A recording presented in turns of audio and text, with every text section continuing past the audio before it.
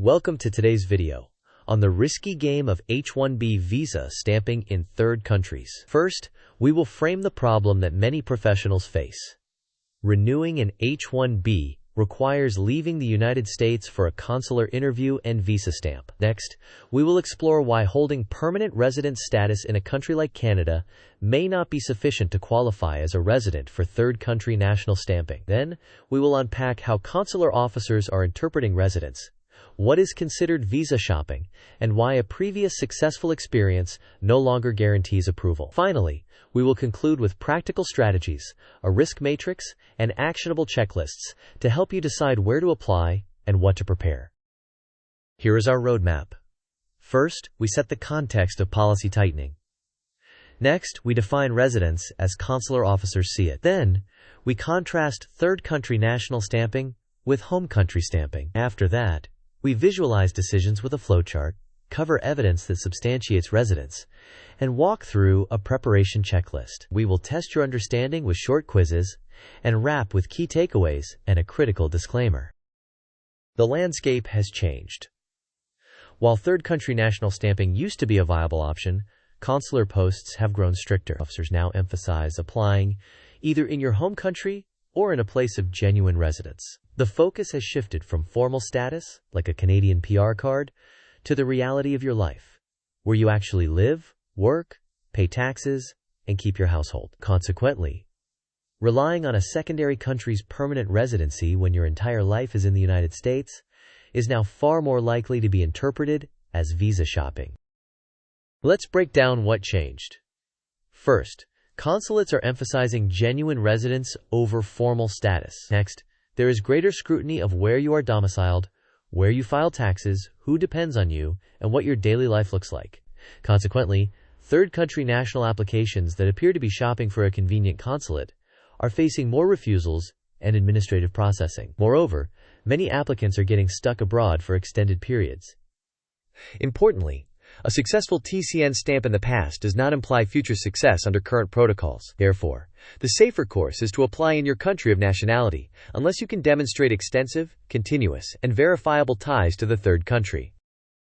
Here is a side-by-side view. On the left, third country national stamping can seem convenient and occasionally faster, but it draws sharper scrutiny of whether you genuinely live in that third country. The risk of administrative processing and refusal rises if your ties are weak. On the right, home country stamping aligns with consular expectations, reduces the appearance of visa shopping, and may result in smoother adjudications. While no option is risk-free, home country stamping is generally safer when your real domicile and life remain in the United States. This flowchart walks through your decision. First, determine whether you can apply in your country of nationality. If yes, prioritize that route. Next, if you truly reside in a third country, consider whether your ties are strong and provable. If they are not, avoid third country stamping and plan for your home country. If ties are strong, proceed but factor in consular workload and policy strictness. Even with strong ties, strict policies can result in administrative processing or refusal, which can leave you abroad for an extended period.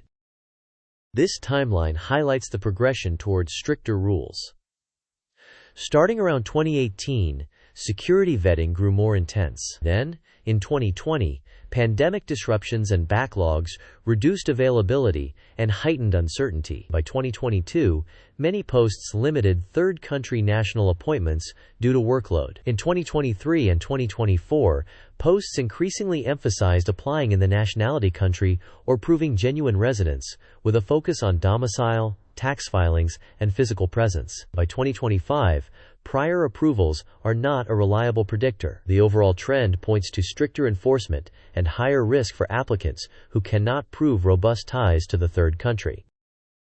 Residence is about reality. Consular officers evaluate where you actually live and return to. Strong indicators include a long-term lease or mortgage, family presence, local tax filings, utility bills, and a financial footprint with regular activities. Officers also weigh the time you physically spend in that country and whether your actions demonstrate intent to make it your domicile. Conversely, having a United States job, filing only U.S. taxes, rarely visiting the third country, or keeping all mail and bills in the U.S. are red flags.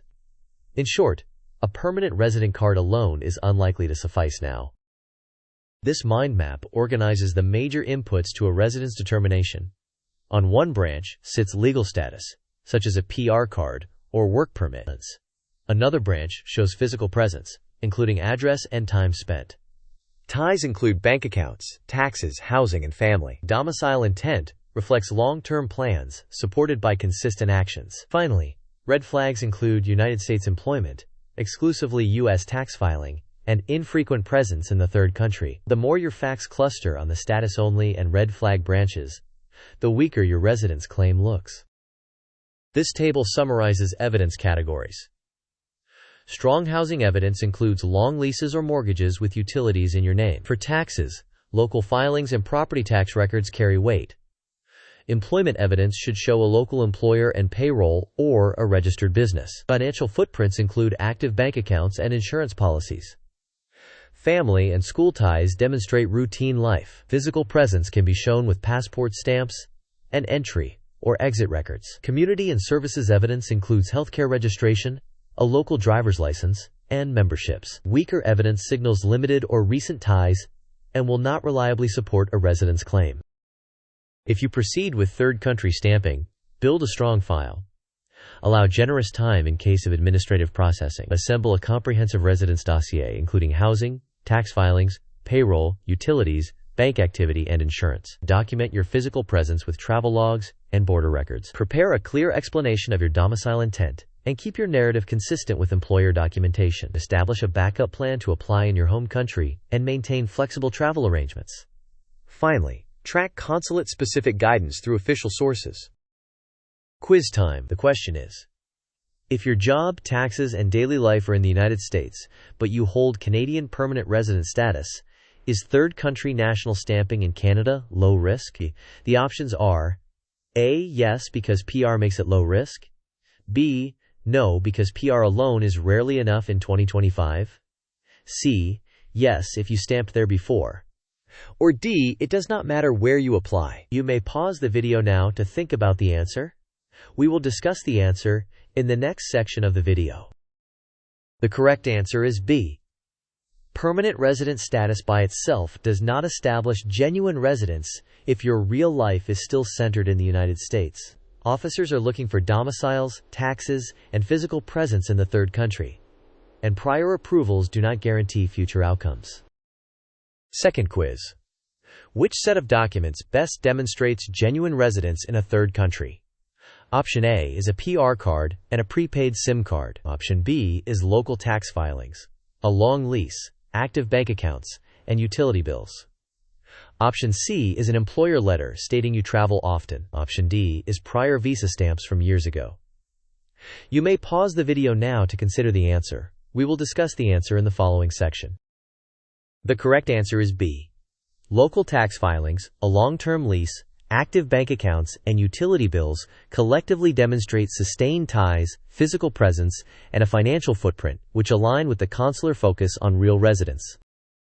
Consider these examples. In the first scenario, a United States-based engineer with Canadian permanent residency, who files only U.S. taxes and rarely visits Canada, faces a high third country risk. In the second, a consultant splitting time evenly with verifiable Canadian housing, taxes, and bank activity presents a mixed case that will still face scrutiny. In the third, a family with school enrollment, taxes, and a mortgage in Canada, but no ongoing U.S. employment, shows strong ties supporting a third country application. In the fourth, a prior third country approval from 2022 does not predict outcomes in 2025 due to stricter protocols.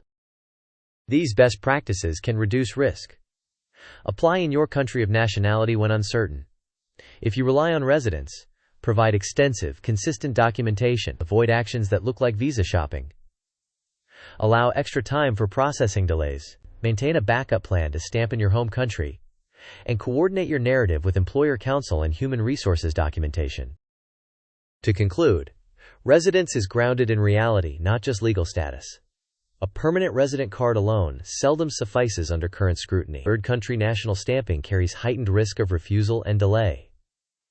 Home country stamping is often the safer route. If you pursue third country stamping, present deep, verifiable ties, and maintain a robust backup plan. Important disclaimer. This video provides general educational information and does not constitute legal advice. Everyone's facts are different. You should consult a qualified immigration attorney to evaluate your specific situation. Laws, policies, and consular practices can change without notice, and outcomes vary by consulate and individual case.